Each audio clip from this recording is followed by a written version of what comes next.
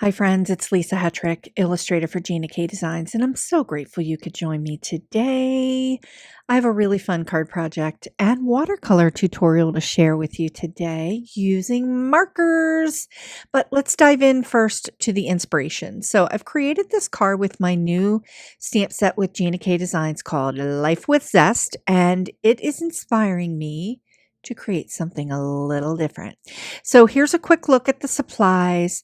I've got some Gina K cardstock. I'm trying to decide which color I want to use for the project, and I will decide by the time we put the card together. I've got some hot press watercolor paper here. Again, all of the supplies will be listed down below. I dug deep into my stash to get some vellum. And I've also got this baker's twine that I dug out of my stash. I'm using obsidian and innocent pink ink from Gina K Designs. I have my Misty and some other tools here that I'm going to be using. I'm using some dies from the Master Layouts die collection with Gina K Designs. And I've got some embellishments, some Nouveau drops. This color is super fun, and I really like the sequins and embellishments from Gina K. I've got some gouache. You just need some kind of white paint. I've got some other tools here, my jewel picker and a paintbrush, and I'm going to be using Albrecht Durer Watercolor markers. You can use any kind of watercolor medium you want to use for this project. So let's go ahead and dive into the stamps because I've got a little bit of a surprise to share. So I'm using this new sentiment set from Beth Saleka. Love it. It's so whimsical and fun, and I'm going to use it again.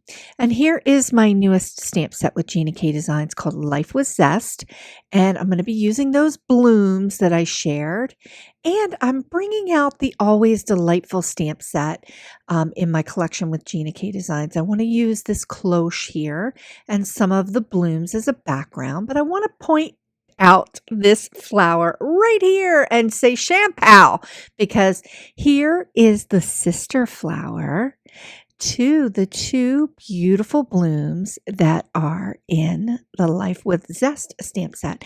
It's kind of a little bit of an Easter egg. I haven't really talked about it yet, and I was saving it for this tutorial. I'm going to mash up these two stamp sets, create some patterns, and create a really fun card. So let's go ahead and get started. I've got the hot press watercolor paper, and this is from the Arteza brand. And again, those links are down below in the description. And I've got my mini Misty here. I'm going to stamp all of my images 2 times, 2 or 3 times, it depends. I'm using the Misty so I can get a nice clean impression here. So here is the glass dome or the cloche from the Always Delightful stamp set. And I'm going to stamp that down and just get a really nice impression with that image. And yeah, I've got a little tiny bit down here in the bottom in the wood grain that I want to get a little bit more intensity of the obsidian ink. So I just ended up doing that 3 times. Now I'm going to take these 3 sister flowers, these 3 beautiful flowers. They go in different directions, and I'm going to nest them inside of the glass dome or cloche, whatever you like to call it. So that we can build this scene. Now, some of the edges of the flowers and the leafery are going to hang off of the outside edge of the cloche, but that's okay because we're going to die cut that image out. If you don't have the coordinating dies to the Always Delightful stamp set, no biggie. It's a pretty easygoing shape. You can easily just trim around it or fussy cut around it. So you can see I'm playing with the positioning of these 2 stamps because I want to get all 3 of them inside of the shape so that we can do our watercolor project. So I'm just noodling around and just kind of deciding how much I want those images to overlap each other. And I don't mind the flowers overlapping a little bit, but I don't want them to overlap a lot. So I'm just playing around with that. And the Misty makes it really great for creating scenes like this and doing positioning your stamps. You could easily do this as well with your clear blocks, but Hey, I got the Misty out and I thought it would be fun. So you can see I'm playing around with this image. I don't want any of the leafery to go down into the wood grain. So I'm really nesting that up so that it just kind of falls off that bottom edge, but doesn't go into the wood grain. So I'm really digging the way this scene is coming and looking, and I'm just going to go ahead and move on and put the coordinating die on here. And I'm going to run this through my die cutter. I used the Platinum 6 from Spellbinders. You can use whatever die cutter you have. And while I'm die cutting, I'm going to use these two dies from the Master Layouts die collection and go ahead and cut my base and cut my vellum so I have all three of my pieces die cut all at once. I'm going to go ahead and move my layers over to the left here, and we're going to go ahead and get started with the watercoloring. So this lesson is a bit long. I'm going to talk you through it. I'm also going to turn on a little bit of music and we can watercolor together. So I'll pop out and pop back in, but the basics are this. We're going to get started with the watercolor marker. And I'm just applying some of the color in the center of the flower, just a little bit. Now, this technique is direct to paper. I'm taking the marker and I'm applying the pigment directly to the paper, just right there in the center of that flower.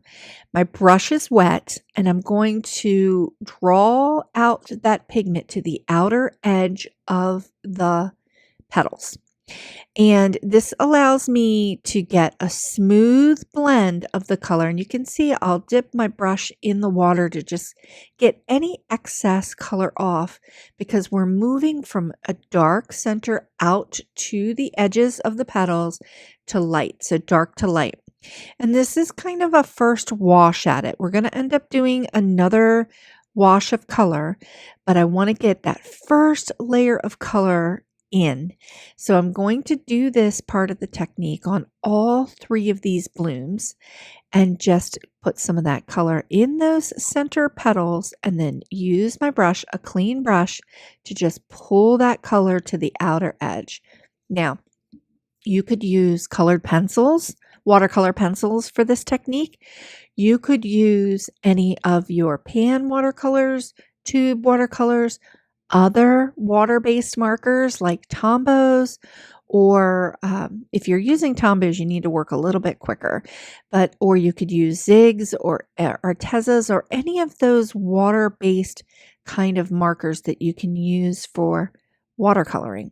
I really like the Albrecht Durer markers from Faber-Castell. They're really, really nice. They're a little bit of an investment, but over time, they last forever. The pigment is just pretty amazing. So I find myself gravitating and grabbing them more often because the color payoff is so good. Okay, I'm going to just turn on a little bit of music and we can relax into painting the rest of the blooms together.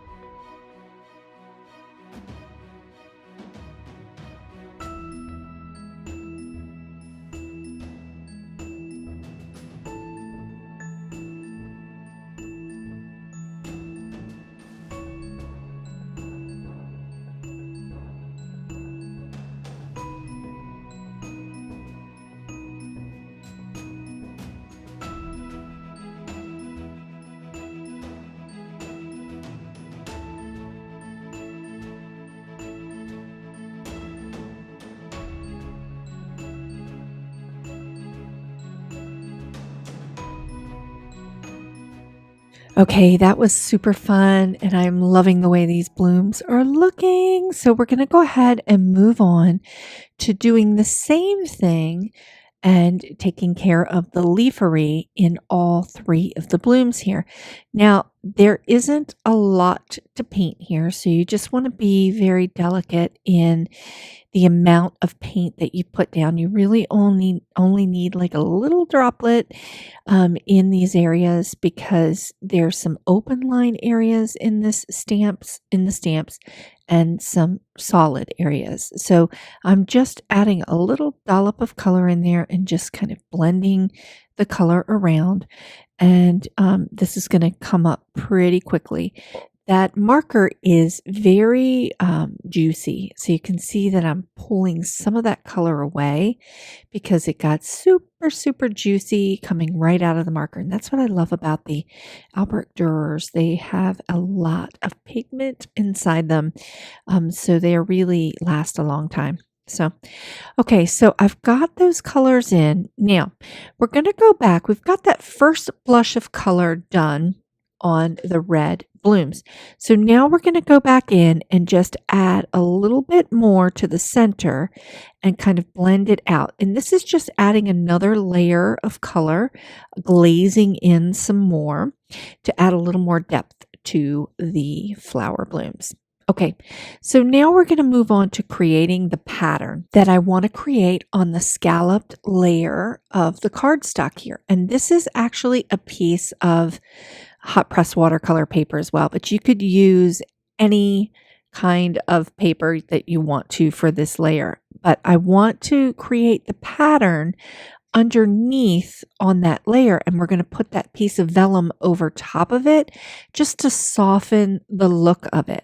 So that's the whole purpose of the vellum, is to really just soften the look of the pattern so that the cloche and the flower elements are really the pop part of the card.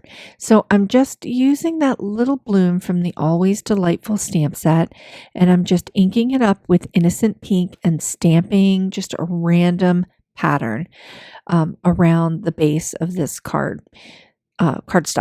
And, I'm not too worried or being fussy about the ink being complete because I'm going to be putting that vellum layer over top, and that's going to soften this Innocent Pink even more. So you can see when I put that vellum layer over top, I'm also taking my large embellishment here, so to speak, and layering it over top so that I can see if I need to add a little bit more stamping.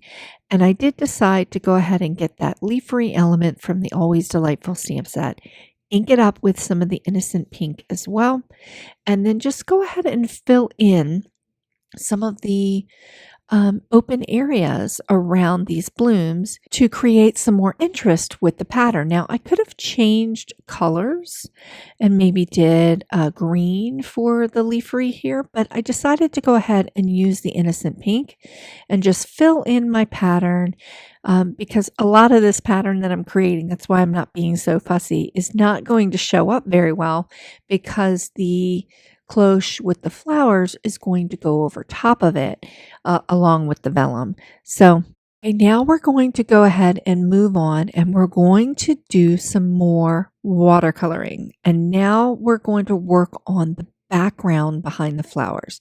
I'm using this cobalt blue color, and instead of doing that direct to paper technique that I did before with the blooms, I'm actually going to paint in water first on the hot press paper, and then I'm going to drop in some of the pigment. And you notice that I kind of put that pigment down onto my craft mat here, and I'm just going to use that as my palette, so to speak, to drop in this color. Now, a couple things I want to share about the hot press paper. It is very, very smooth. And as far as watercolor papers go, it's very, very fun to work with, especially when you're using markers and your stamps. Because it is so smooth, it is easy to get a good stamp impression on it versus using a cold press paper that might have a little more texture and it's a little harder to get a good stamped impression. I love cold press paper. If you've been around my channel for a while and you've watched any of my watercolor tutorials, you'll know that I use cold press paper all the time because it's a thirsty paper and I like to do a lot of wet washy techniques. But for my stamping projects in this paper crafting project here, the hot press paper is fantastic for this because you're just working with very minimal water. I'm not sloshing some water around. I am applying some water to the negative spaces here around the flowers and just dropping in that cobalt color. And I'm just loving it. So I'm going to turn on the music again so we can just kind of enjoy some watercolor time together, and I'll pop back in.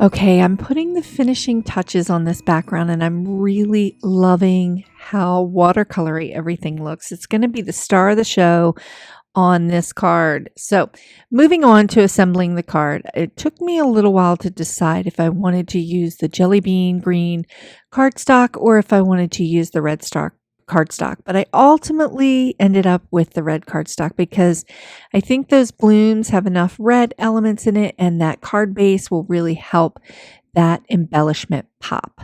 So I went ahead and just added a little bit of the Gina K Designs Connect glue to the back of that card layer, and I'm just adding it to the card base here. And now I'm just going to go ahead and add this sheet of vellum that I cut out with that stitch die. It fits perfectly inside this scallop layer, and I'm not going to be too fussy about it. There's lots of different ways that you can apply vellum, but I am just dropping a few drops of the Gina K Connect glue. I know that it is going to dry clear. I'm going to layer that piece of vellum on there. And also I'm going to end up applying some gems right over top of those spots as well, if anything shows up. Okay. So now I'm going to go ahead and add the sentiment. Now I played around a little bit. I thought I wanted to do the We Believe sentiment from this set from Bath, but I ended up going back to my favorite sentiment in this set, and I'm using the Merry and Bright. I really like this this sentiment set. It's whimsical. It's something that you're going to use over and over and over again. And it just brings me a lot of joy. So I'm really, really enjoying this. It fits perfectly right between those two sister flowers there. And it's just a little extra something in this large embellishment, and I'm just loving it. Okay, so now I'm going to just put a little bit of foam tape on the back of that, pop it right onto the card here, and I'm feeling really good about the layer and the pattern layer behind it. It lets the watercolor just kind of be the star of the show here and pop off the page. I'm going to add some sequins, some embellishments actually. These are not sequins, they're just beautiful crystal embellishments from Gina K Designs. And I'm dropping down a few dots of glue. I've got 7 here. I tend to put my embellishments down in odd numbers. So you can see me, I'm embellishment challenged sometimes. That's why I have this tool, this little jewel picker tool. It picks the jewels right up and it lets me apply them in the spot that I want them to go in. You can use whatever tool is best for you or whatever embellishments that you like to use. I think this just adds a little bit of extra shine to the front of this card without adding a lot of height or just, not taking away from the stamps. So love it. Now I'm going to make the bow with this little piece of baker's twine. I just make 2 little bunny ears, so to speak, and then just pull it through and just adjust the bow to be kind of small. I don't want it to be super, super big, and just trim it off a little bit. It's just a little extra embellishment that I'm adding to the top of the cloche just to give it that like packaged up feel, a little holiday feel. And you can see I'm just playing around with getting that bow to a small little loops so that it doesn't take up too much space on the card, but it's just a little finishing touch. I bought this baker's twine probably about 10 years ago, so I have so much of it. It's just kind of fun to go back in your stash and find things that are useful for your card projects, even 10 years later. So super, super fun. All right, one more element I want to add is just these little dollops of the Nouveau drops in the 3 blooms here. I've got a little bit of, I've illustrated in some little dot images for the center, the stamens inside of the blooms. So it gives you a perfect place to add a little dollop of Nouveau drops or any other kind of embellishment there. Now, for me, sometimes no card is complete until we add some splatter. So this is what I'm doing here. I'm just adding in some, I've got gouache here, which is a white watercolor. Gouache is a mix. It's like an opaque, it actually is. It's not like, it is an opaque watercolor. So you could use an acrylic ink acrylic paint, whatever white medium you enjoy using. I like gouache because it lets me get some good water in there and it lets me splatter it all over to create this little bit of a snowy-like effect. A really fun holiday, wintry kind of card that's merry and bright. And it's always a finishing technique that I like to use over and over. I'm really loving the way this card came out. I just think it's just super fun and whimsical and a great way to mash up 3 stamp sets in the Gina K Designs line. Just super, super fun. So don't forget that I have a free download for the Life with Zest stamp set. I also have free downloads for all of my stamp sets in my collection with Gina K Designs, and you can find the link below in the description for those downloads. Thanks so much for watching. Please consider sharing the joy by liking this video and subscribing to this channel. And I'm sharing more card and watercolor tutorial videos for your inspiration right here. So come on in and take a peek at my tutorials. I have a lot to share, and I'll see you next time.